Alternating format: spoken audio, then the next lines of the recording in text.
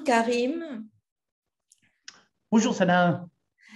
Je suis ravie de te recevoir aujourd'hui pour un court interview. Question de donner un avant-goût à ceux qui nous écoutent aujourd'hui de l'événement qui va avoir lieu du 1er au 5 juin 2022. Donc, nous sommes à la veille de ce grand événement. Happy Parents, c'est la deuxième édition.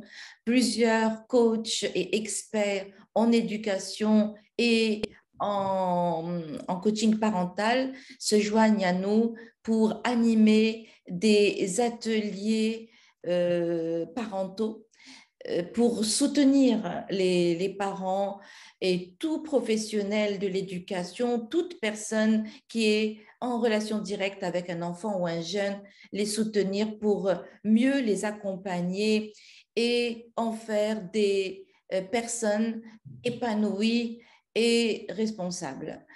Donc, je suis contente encore une fois de te compter parmi les speakers de cette deuxième édition. Pour l'invitation. Avec Et plaisir. clarique, parce qu'en fait, tu as pu rassembler quand même une belle communauté d'intervenants entre des intervenants locaux et internationaux. C'est génial, ça. Clarique. C'est grâce à vous. Moi, je crois, comme vous, puisque vous êtes avec moi, à la synergie et à l'intelligence collective, au travail d'équipe.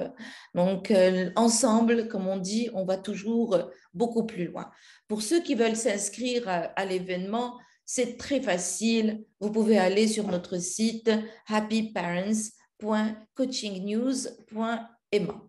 Donc, avec moi, Karim Lalou, coach en transformation de mindset et enseignant de yoga et de méditation. Comme tu le sais, Karim, notre slogan, c'est Parents heureux pour un enfant heureux. Je suis très curieuse, cher ami, de savoir comment toi, tu accompagnes les parents et comment tu contribues à transformer cette relation parent-enfant pour qu'elle soit plus harmonieuse. Alors, c'est intéressant ce que tu dis. Souvent, on vient me voir pour accompagner les enfants. Et en réalité, c'est d'abord les parents qu'on accompagne. Parce que c'est important que les parents soient clairs par rapport à l'éventuelle problématique de l'enfant et qu'il y ait un détachement par rapport à ça pour, à ce moment-là, pouvoir accompagner l'enfant. Donc, tu as bien raison sur l'idée que quand on est heureux en tant que parent, on peut transmettre aussi cette possibilité, comment dire, ce droit à être heureux à notre enfant. Et pour te partager, personnellement, moi, ça a été une vraie prise de conscience en regardant un film documentaire qui s'appelle Être, devenir. Vraiment, pour tout parent, je le conseille. Et je regardais ce documentaire à un moment donné dans ma vie. J'avais quand même déjà mes 3 enfants. Mais en le regardant, le documentaire, c'est quoi? C'est une maman, une future maman, et elle se pose la question, quelle éducation apporter à mon enfant, sachant que je vis en partie aux États-Unis, en partie au Brésil, et comment est-ce que je fais? Et donc, après, il y a un vrai voyage à travers le monde et donc avec des personnes qui vont intervenir sur cette question. Et moi, ma prise de conscience a été que mon principal rôle en tant que parent, c'est d'être épanoui et d'être heureux. Si je le suis, la plus grande partie de mon éducation vis-à-vis de mes enfants, elle est faite. Pourquoi? Parce que en l'étant, je peux permettre aussi à mon enfant de l'être parce que je deviens, et je le suis, que je le veuille ou pas, un modèle. Un enfant se construit toujours autour du modèle de ses parents. En voulant le ressembler, en voulant être contre lui ou en voulant, quoi qu'il en soit, mais c'est une structure qui va être modélisante. Et à ce moment-là, je me dis, mais effectivement, je n'ai pas à transmettre à mes enfants le fait que je fasse des efforts pour qu'eux soient bien. J'ai envie de leur transmettre que je me suis donné les moyens d'être bien et d'être heureux, et donc eux aussi peuvent le faire. Donc, je pense que c'est vraiment la chose aussi que j'ai envie de partager avec les parents et que c'est important. Je te rejoins à 1000%. Et c'est superbe que nous soyons alignés sur cette valeur fondamentale d'être d'abord nous épanouis pour pouvoir être ce modèle heureux à nos enfants. Et les enfants imitent, et c'est comme ça qu'ils apprennent. Ils commencent un enfant, vous voyez un enfant de 2 ans, de 3 ans, de 4 ans, il joue plein de rôles, donc il apprend par l'imitation avant tout, avant de pouvoir construire sa propre personnalité. Et donc, aujourd'hui, quand même, nous rencontrons des parents soucieux de ce concept qu'est l'autorité parentale. Donc, quelle est sa place aujourd'hui dans l'éducation moderne et comment pouvoir l'exercer de manière constructive?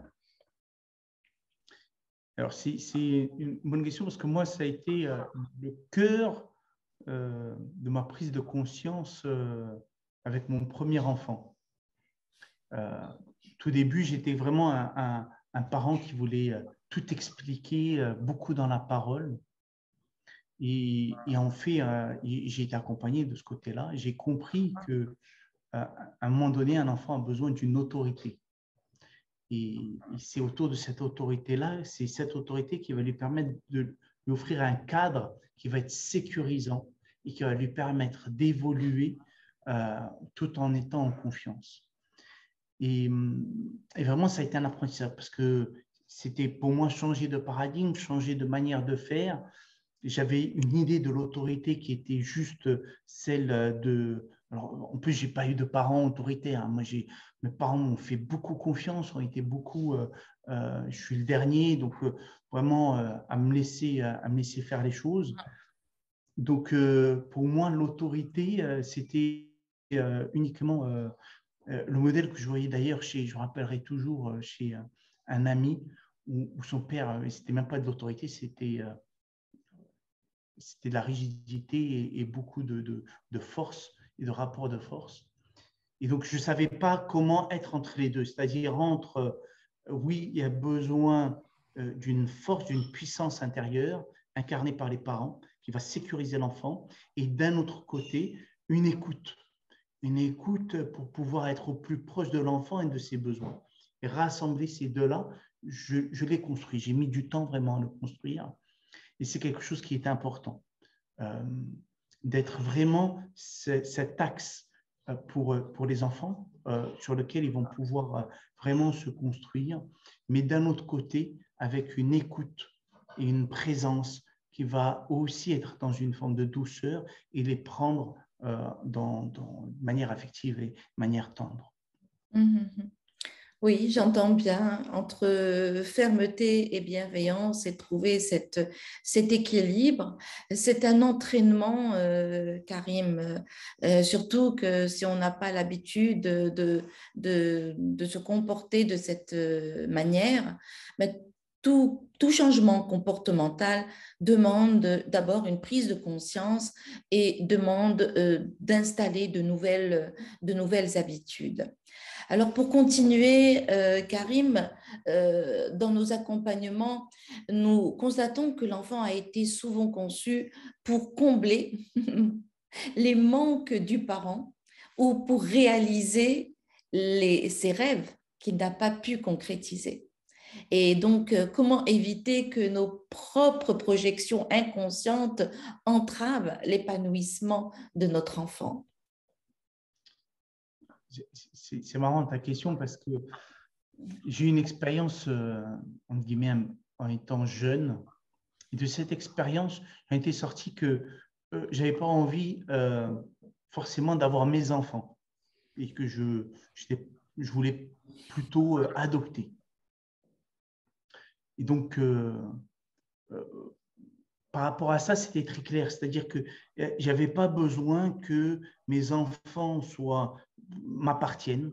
Vraiment, en plus, on est dans une tradition musulmane où il n'y a pas l'adoption, c'est la kafala, c'est-à-dire qu'on prend soin de l'enfant, on l'accompagne à grandir. Et je trouvais ça très beau. Et pour moi, je m'identifiais en tant que futur père plus à quelqu'un qui va accompagner, à permettre à l'enfant de s'épanouir plutôt que de préparer ma suite et ma descendance et mon futur. Donc, pour moi, c'est quelque chose qui est très clair dès le départ. Donc, et je pense que c'est important que chacun, chacune puisse, dans cette parentalité consciente, mais aussi d'avoir un enfant, de procréer en conscience. C'est-à-dire que ça vienne à un moment donné où on n'est pas là pour combler quelque chose. Je pense que c'est quelque chose de très important. Et par rapport à ça, c'est pour ça que c'est pour moi important quand on fait appel à moi pour accompagner un enfant, c'est d'abord de voir aussi les parents, c'est quoi leur projet et leur rêve. D'autant plus quand leur enfant veut devenir un champion sportif ou artistique, c'est vraiment de m'assurer que, attends, c'est vraiment le projet de l'enfant et ce n'est pas le projet du parent. Et c'est quelque chose où c'est très important. Donc, effectivement, chacun d'entre nous, on a le droit vraiment d'avoir des projets, des aspirations pour nos enfants, mais on doit être clair aussi que ça nous appartient et de laisser l'enfant, lui, mener son chemin comme bon lui semble. Et ce que nous, on a envie de transmettre forcément est à un autre niveau plus élevé, plus subtil. Et donc, la manière de le faire, ça appartient à l'enfant. Merci pour ces clarifications. Et donc, comment amener les enfants à devenir des citoyens de demain, autonomes et responsables? Ça c'est notre part d'éducation. C'est notre part d'éducation, mais d'éducation modélisante. Quand je dis ça, c'est quand à un moment donné, je vais donner plusieurs exemples, mais moi, en tant que père, alors même encore plus loin, en tant qu'enfant, moi, ce que j'ai gardé comme valeur de mes parents, c'est ce que j'ai vu en eux. C'est ce que j'ai vu dans leurs actions, dans leurs paroles, dans leur alignement, et qui est resté gravé en moi et qu'à un moment donné, j'ai trouvé que c'était quelque chose de beau et que j'avais envie également de moi-même d'agir en respectant ces valeurs-là. Donc, je pense que vraiment, c'est important, cette idée d'être modélisant. Et pour moi, donc, tout ce que j'entreprends aujourd'hui de manière citoyenne, c'est-à-dire mon implication citoyenne, j'y associe également mes enfants.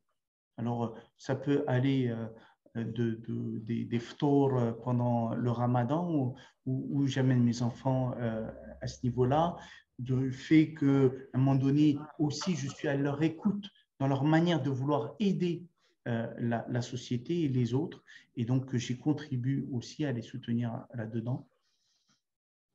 Et aussi, pour moi, c'est très important cette notion d'autonomie, parce que je ne suis pas un être éternel et mon but en tant que père, c'est de permettre à mon enfant d'être autonome. Et donc, ça, pour moi, c'est très jeune. C'est-à-dire très jeune, ça va au niveau de quand je marchais avec eux, quand ils étaient jeunes, je ne leur prenais pas la main exprès pour leur permettre, eh bien oui, peut-être de traverser sans faire attention, mais c'était le moment où j'allais leur apprendre comment traverser. C'était vraiment de les mettre dans des conditions pour leur apprendre comment gagner en autonomie. Mon fils, avant de partir à l'étranger pour poursuivre son rêve de sport-études, il a d'abord passé 1 an en faisant l'école à la maison, en étant à un rythme qui était celui d'une vie en guillemets de sport-études. Pourquoi? Parce que c'était le moyen pour moi de lui apprendre, de lui permettre de vivre OK, c'est quoi les difficultés auxquelles tu vas être confronté? Et je suis là avec toi pour pouvoir t'aider.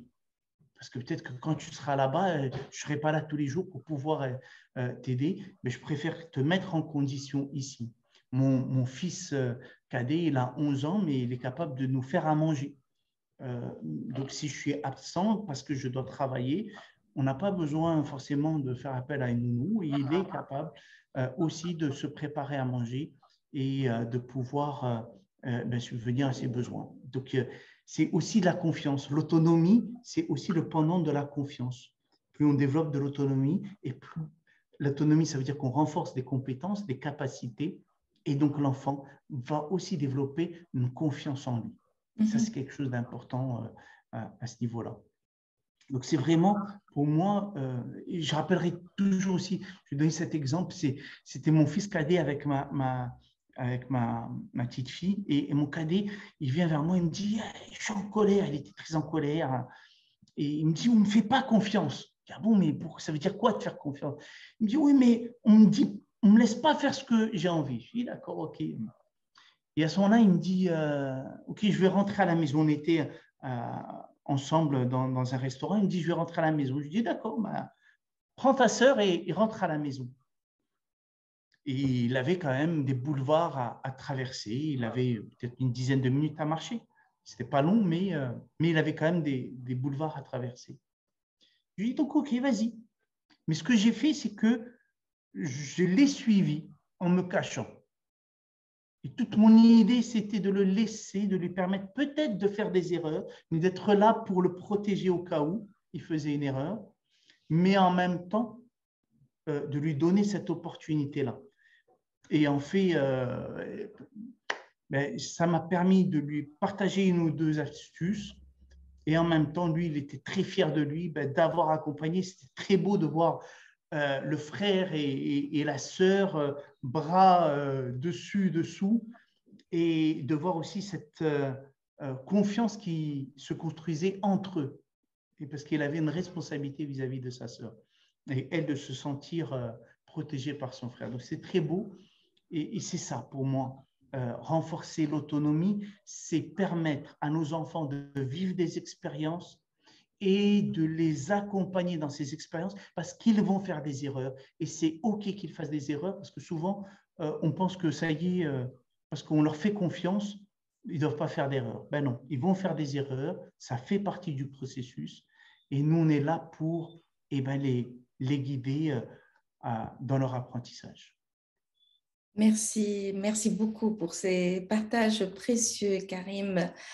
Donc, je souhaite dire à ceux qui nous écoutent encore une fois que nous sommes à la veille de l'événement Happy Parents, deuxième édition. Donc, rendez-vous sur notre site happyparents.coachingnews.ma. Nous avons prévu cet événement comme un événement hybride, une première journée en présentiel avec des ateliers pratiques offerts par nos coachs nationaux, puis 4 jours avec des coachs nationaux et internationaux en ligne. Donc, Karim, avant de nous quitter, je te laisse le mot de la fin. Moi, je suis très impatient de vivre cette expérience et d'apprendre des autres intervenants parce que vraiment, il y a un beau panel et de belles interventions. Donc ça, je suis vraiment impatient. Je reste quand même un parent avant tout et aussi impatient de pouvoir partager. La dernière fois, j'étais avec une amie et on parlait de notre parentalité. Elle me dit, mais c'est formidable de t'écouter parce que tu es passionné. C'est vrai, c'est vraiment mes enfants, c'est une belle passion. Et être parent, pour moi, est vraiment quelque chose de formidable. Donc, impatient de pouvoir partager avec d'autres parents voilà, ce que j'ai appris, mon expérience et de pouvoir la partager avec eux. Merci, Karim. Merci pour ton Merci, temps. avec grand plaisir et à tout bientôt.